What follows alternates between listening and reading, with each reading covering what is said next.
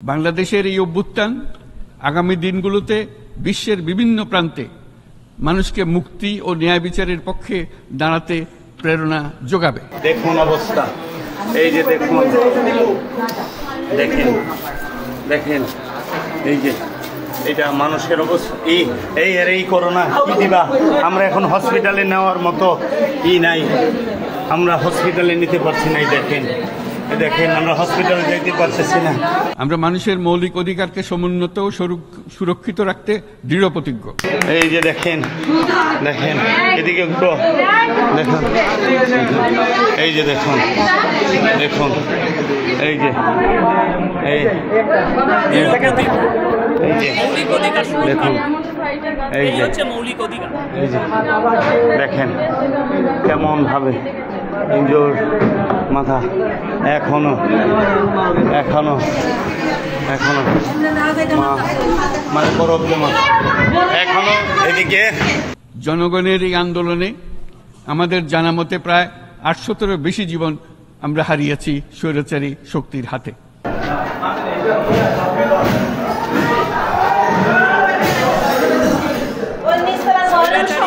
দেখো 800 মানুষ মারা গিয়েছে, আর এই হচ্ছে নতুন স্বাধীনতা।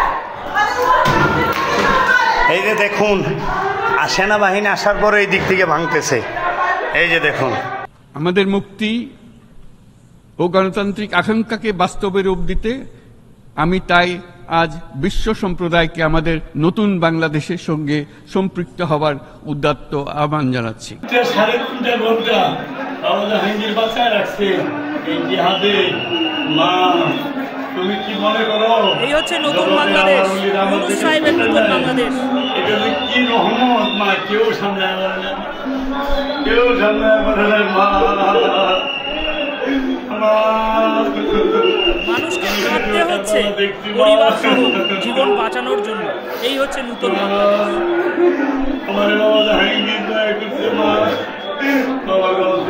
বাংলাদেশের তরুণরা প্রমাণ করেছে যে মানুষের স্বাধীনতা, মর্যাদা ও অধিকার সমুন্নত রাখার অভিপ্রায় কোনো উচ্চাভিলাষ নয়, বরং এটা সকলের নিশ্চিত প্রাপ্য।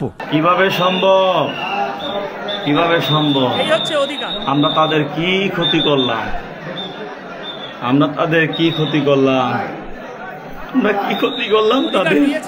আমাদের ছাত্র জনতা তাদের অদম্য সংকল্প ও প্রত্যয়ের মাধ্যমে একটি স্বৈরাচারী ও অগণতান্ত্রিক শাসন ব্যবস্থা থেকে আমাদের মুক্তি এনে দিয়েছে।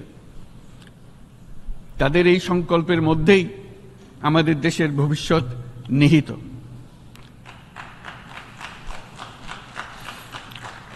যা এই দেশকে বিশ্ব সম্প্রদায়ের মাঝে একটি দায়িত্বশীল জাতির মর্যাদায় উন্নত করবে বলে আমি বিশ্বাস করি।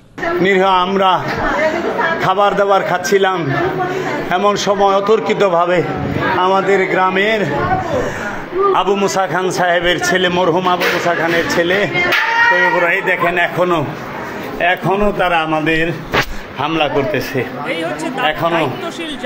এখনো দেখুন, আমি আবু মুসা খানের ছেলে তৈয়বুর রহমান খান এবং গান্ধারিয়া মাদ্রাসার প্রিন্সিপাল মাওলানা ইমদাদুল হক এবং আমাদের চাকুলিয়া বড় পঞ্চায়েত জামে মসজিদের ইমাম সাহেব, তিনি তার নেতৃত্বে এই শত শত মাদ্রাসার পোলাপান, মাদ্রাসার মৌলবাদী মানুষ এবং এই সাধারণ মানুষকে উস্কিয়ে আমার বিরুদ্ধে নিয়ে এসেছে।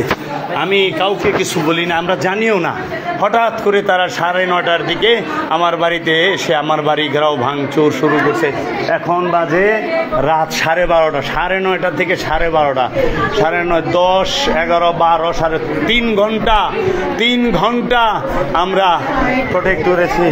আমাদের আজ এই মহান সমাবেশে আপনাদের উপস্থিতিতে শান্তি, সমৃদ্ধি ও ন্যায় বিচার নিশ্চিত করতে আন্তর্জাতিক, আঞ্চলিক এবং জাতীয় পর্যায়ে বাংলাদেশে তার ভূমিকাকে ক্রমাগতভাবে জোরদার করার নিশ্চয়তা দিচ্ছে।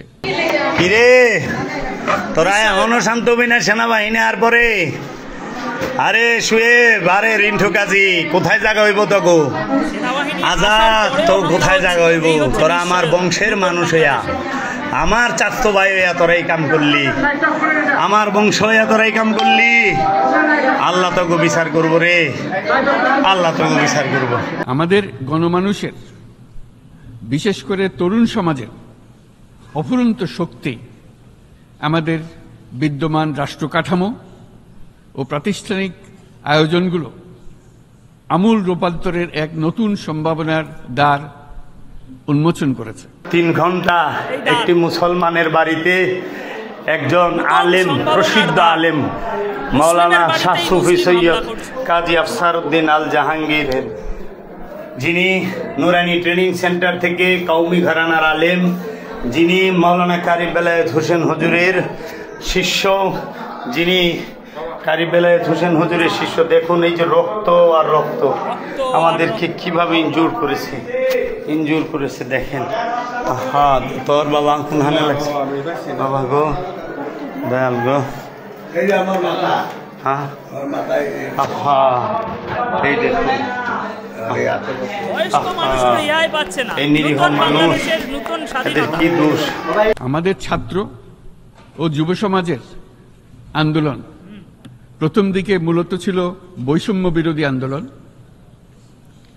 পর্যায়ক্রমে তা গণ আন্দোলনের রূপ নিয়েছে। এরপর সারা পৃথিবী অবাক বিস্ময়ে দেখেছে সমগ্র বাংলাদেশের মানুষ একনায়কতন্ত্র, নিপীড়ন, বৈষম্য, অবিচার ও দুর্নীতির বিরুদ্ধে রাজপথ ও সামাজিক যোগাযোগের মাধ্যমে দৃঢ়ভাবে রুখে দাঁড়িয়েছিল।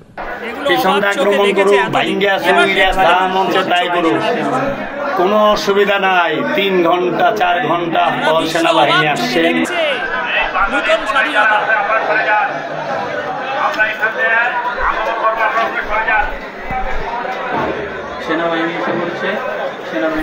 সেনাবাহিনী এসছে, সেনাবাহিনীর অফিসার সাহেব কথা বলতেছে, এই উগ্র জঙ্গিবাদ নিপাত যাক, এই জঙ্গিরা। তাই যাই হোক, এখন ইউনূস সাহেব তার সেনাবাহিনীকে ম্যাজিস্ট্রেট ক্ষমতা দিয়ে রেখেছেন আইন শৃঙ্খলা রক্ষার জন্য, জনসাধারণের নিরাপত্তা নিশ্চিত করার জন্য।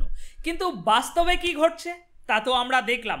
3 ঘন্টার উপর এক টানা আক্রমণ চলল এই নিরীহ মানুষগুলোর উপরে, নির্দয়ভাবে হামলা হলো, বাড়িঘর ভাঙচুর করা হলো, রক্ত বইয়ে দেওয়া হলো, অথচ সেনাবাহিনীর কোনো পাত্তা নেই। যখন সব কিছু শেষ হয়ে গেল, যখন মানুষগুলো রক্তাক্ত হয়ে গেল, তখন সেনাবাহিনীর উপস্থিতি ঘটেছে। এরকম একটি ভয়াবহ পরিস্থিতিতে যেখানে একটি অসহায় পরিবার এই জঙ্গিবাদ, সন্ত্রাসী, নিষ্ঠুর আক্রমণের শিকার হচ্ছে, সেখানে ইউনূস সাহেব শান্তি রক্ষাকারী এই সেনাবাহিনীর ভূমিকা কতটুকু তা আপনারাই বিচার করুন। যে সেনাবাহিনী সাধারণ মানুষের নিরাপত্তা দিতে এসে যখন জঙ্গি গোষ্ঠীগুলোর দিকে তাকিয়ে বলে মাইক হাতে, বাগানে যারা আছেন তারা এখান থেকে সরে যান, তখন প্রশ্ন তো জাগেই, তাই না? সেনাবাহিনী কাকে রক্ষা করছে? সাধারণ মানুষকে, নাকি সেই জঙ্গিদের যারা সাধারণ মানুষের রক্ত জড়াচ্ছে? তাহলে তারা কিভাবে এরকম এত সহজে বলতে পারে সরে যান, সরে যান? ইউনূস সরকার কি এরকম কিছু আদেশ দিয়ে রেখেছে নাকি সেনাবাহিনীকে, যেন তারা সন্ত্রাসীদের পালিয়ে যেতে সাহায্য করে? নাকি তাদের উচিত ছিল সেই মুহূর্তেই ওই জায়গাটিকে ঘেরাবন্দি করে প্রত্যেকটি জঙ্গিকে গ্রেপ্তার করা যারা হামলা করছিল, আইনের আওতায় আনা তাদেরকে, যাতে এরকম মর্মান্তিক ঘটনা আর কোনো বাড়িতে না ঘটে? কিন্তু সেনাবাহিনী কি করলো? সেটা করলো না। উপরন্ত যে জঙ্গিরা ওই হামলাটা চালিয়েছে তাদেরকে পালিয়ে যেতে সাহায্য করছে সবার সামনে, যাতে তারা পরবর্তী আরও কোনো মানুষের বাড়িতে গিয়ে ঠিক এরকমই হামলা চালাতে পারে।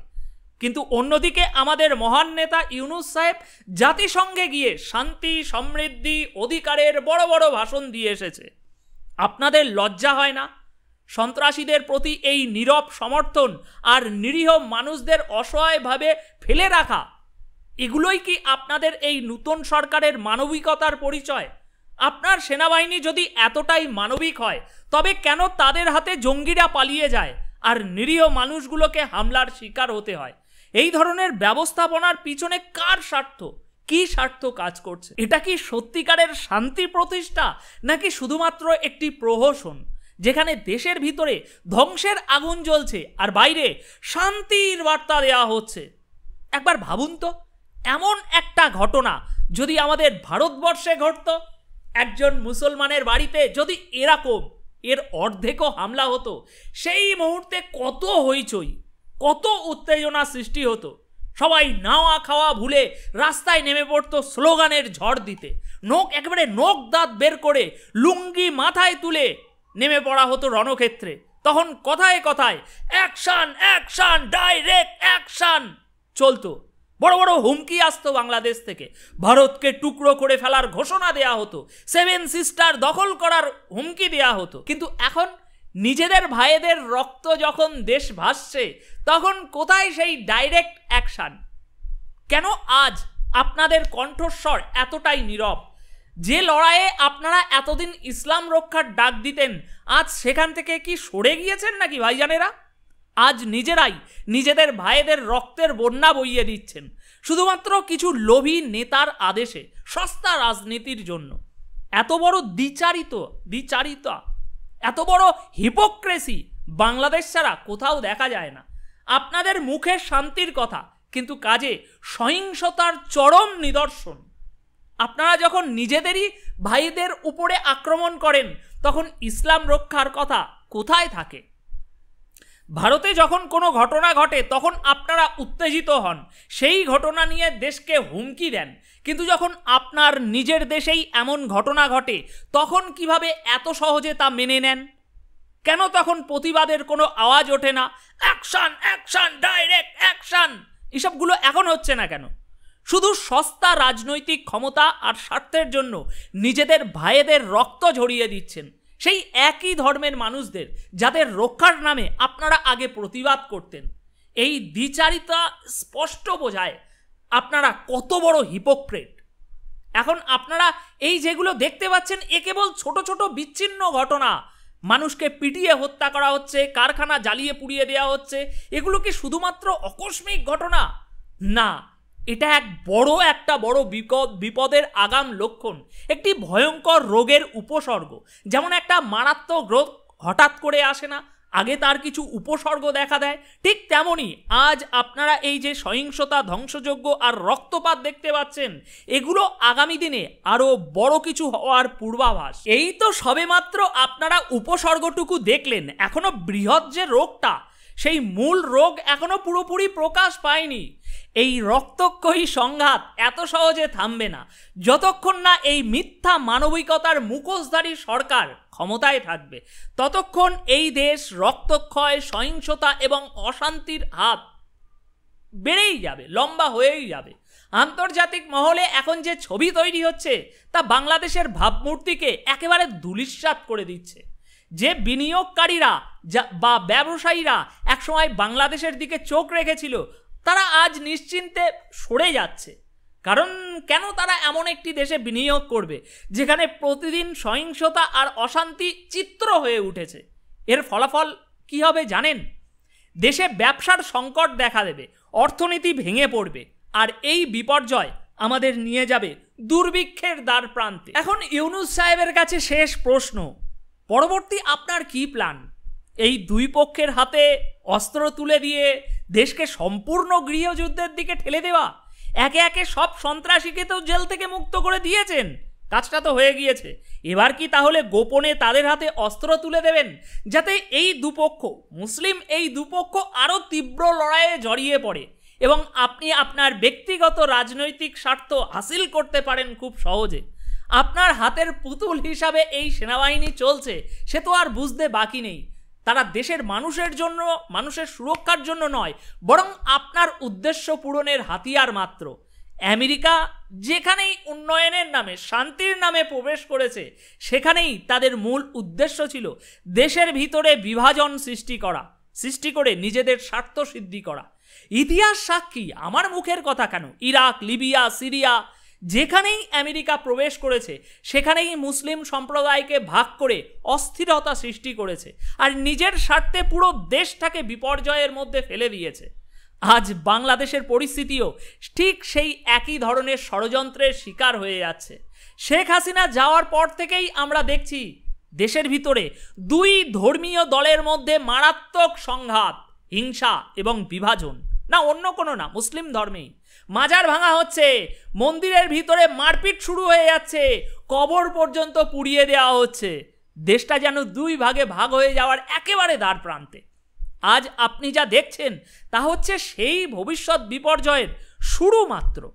এখন প্রশ্ন হচ্ছে, এর পিছনে আসল শক্তি কার? আমেরিকা সবসময়ই এমন পরিস্থিতি সৃষ্টি করতে আগ্রহী যেখানে দেশগুলো নিজেদের মধ্যে লড়াই করে দুর্বল হয়ে পড়ে। ওই কথায় আছে না, আমেরিকা কারোর বন্ধু হলে তার শত্রুর দরকার পড়ে না, কারণ তারা নিজেরাই সেই বন্ধুত্বের ছলে শত্রুর কাজটা করে দেয়। বাংলাদেশও আজ সেই চিত্র আমরা পরিষ্কার দেখতে পাচ্ছি। এই দুই দলের সংঘাত কি শুধুই রাজনৈতিক? না, এটা একটি বৃহৎ ষড়যন্ত্রের অংশ, যার লক্ষ্য দেশটাকে ভিতর থেকে দুর্বল করা। এই সব কিছুই দেশের ভবিষ্যৎকে অন্ধকারের দিকে ঠেলে দিচ্ছে। তারা চায় দেশগুলো নিজেদের শক্তি খরচ করুক অভ্যন্তরীণ বিবাদে, যাতে তাদের নিয়ন্ত্রণ করা সহজ হয়। তারা এমন একটি পরিবেশ তৈরি করে যেখানে জাতি ভেঙে যায়, সংঘাত বাড়ে, আর তারা তাদের স্বার্থ সহজেই হাসিল করে। আজ বাংলাদেশ যে পথে হাঁটছে তা কি কোনো স্বাধীনতার পথ? না, এটা একটি পরিকল্পিত পথ, যা দেশটাকে আরও দুর্বল, অসহায় এবং বিভক্ত করে তুলছে। এখন বাদবাকি এই বিষয়ে আপনার কি মতামত? এই ঘটনা দেখে ইউনূস সাহেবের শাসন ব্যবস্থাকে আপনি কি বলতে চাইবেন? কমেন্ট বক্সে তা অবশ্যই লিখে জানাবেন। ধন্যবাদ, অনেক অনেক ধন্যবাদ।